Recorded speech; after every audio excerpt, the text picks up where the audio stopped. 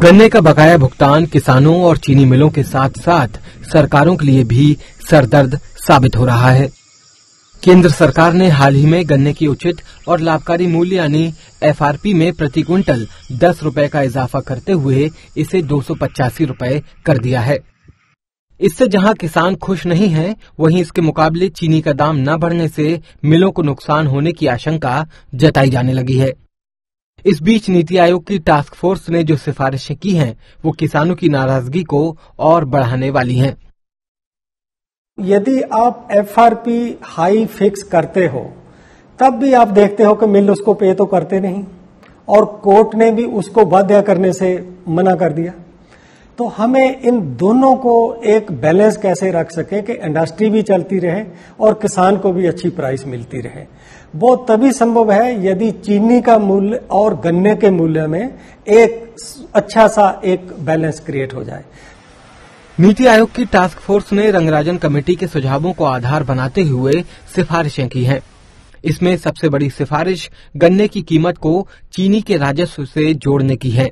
इसमें आयोग ने गन्ने की कीमत को चीनी और दूसरे बाय प्रोडक्ट से मिलने वाले राजस्व का 70% और सिर्फ चीनी से मिलने वाले राजस्व का 75% करने का सुझाव दिया है। लेकिन किसान संगठनों ने इस सिफारिश पर गहरी नाराजगी जताई है। उनका कहना है कि इस फार्मूले के आधार पर गन्ना किसानों को भारी नुकसान होगा और ये तो एक तरह से किसानों को चीनी मिलों के भरोसे छोड़ देने की कोशिश है। आखिर किसानों को नुकसान का डर क्यों सता रहा है? अब इसका पूरा गणित भी समझ लेते हैं। मान लीजिए गन्ने का रिकवरी रेट 10% है, यानी 1 किलो गन्ने से 100 ग्राम रिफाइंड चीनी मिलती है। इसका मतलब है कि 1 किलो चीनी बनाने के लिए 10 किलो गन्ने की पेराई करनी पड़ेगी। फिलहाल चीनी का दाम 31 रुपए प्रति किलो है। अब अगर नीति आयोग के 70% के फार्मूले के हिसाब से 1 किलो चीनी से मिलने वाले राजस्व के आधार पर 10 किलो गन्ने का दाम निकालें तो ये 21 रुपए 70 पैसे आएगा, यानी 1 क्विंटल गन्ने की कीमत 217 रुपए होगी, जबकि 2020-21 के लिए घोषित एफआरपी 285 रुपए है। यानी किसानों को हर 1 क्विंटल पर सीधे सीधे 68 रुपए का नुकसान होगा।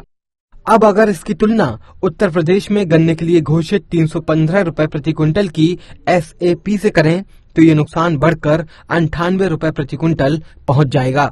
इतना ही नहीं, नीति आयोग ने राज्य सरकारों की ओर से घोषित होने वाली कीमत एसएपी को भी बंद करने का सुझाव दिया है। एसएपी सामान्य तौर पर केंद्र से तय एफआरपी से ज्यादा होती है।